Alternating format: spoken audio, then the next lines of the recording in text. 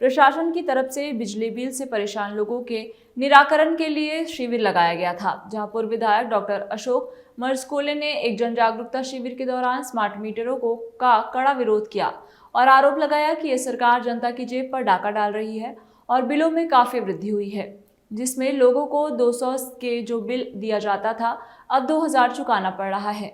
उन्होंने बिजली विभाग के अधिकारियों की जवाबदेही की आलोचना की और चेतावनी दी कि यदि इस मुद्दे पर शीघ्र ध्यान नहीं दिया गया तो व्यापक जन आंदोलन किया जाएगा।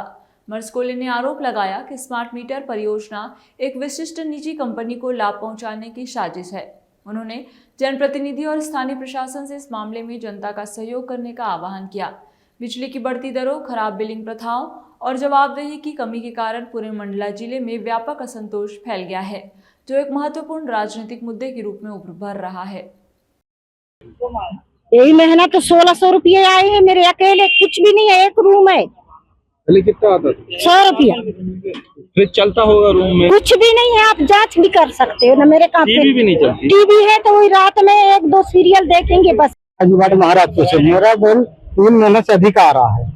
2 महीने का मैंने पटा दिया, चलो ठीक है करके, और जब से ये मीटर लगा के गए 3 महीने से तभी से आ रहा है। उसके पहले मेरे 101 या 200 रुपए के अंदर आता था। मीटर जब लगा, लाइन बगैर जो मीटर लगे हुए हैं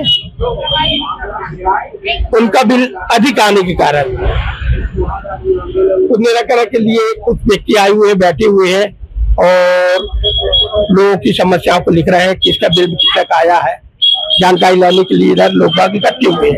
मैं भी अपनी समस्या को लेकर आया हुआ हूँ और तीनों को स्मार्ट मीटर में कन्वर्ट कर दिया है, जबकि मैंने उस समय मना भी किया था और मैं था उस समय बाहर था।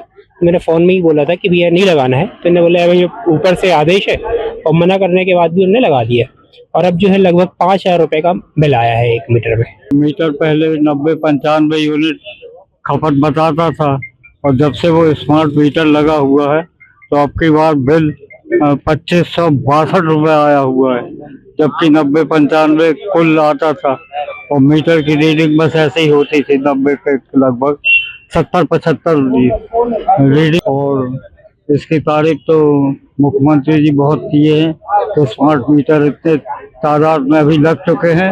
ये स्मार्ट मीटर अगर किसी को फायदा पहुंचा रहा है तो ये बड़े बड़े व्यवसायियों को और ठेकेदारों को और जनता को ठेंगा के अलावा कुछ नहीं मिल रहा है।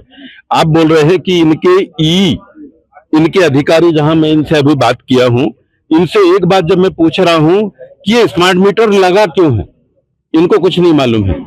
इनसे मैं ये जो बात पूछ रहा हूं कि आप यहाँ निदान करने के लिए, क्या निदान करने के लिए बैठे हो, इनको भी कुछ नहीं मालूम। वो तो क्या चारों तरफ जो विरोध चल रहा है, बहुत बड़े लेवल पर विरोध चल रहा है कि पकड़ के इनके विभाग में उठ के कोई कुटाई ना कर दे, इसलिए ये कैंप ये कर रहे हैं और इन कैंप से इनका होना कुछ नहीं है। जिनका 200 रुपए, 300 रुपए, 500 रुपए बिल आया करता था, उनका 1500, 2000, 5000 रुपए बिल आ रहा है।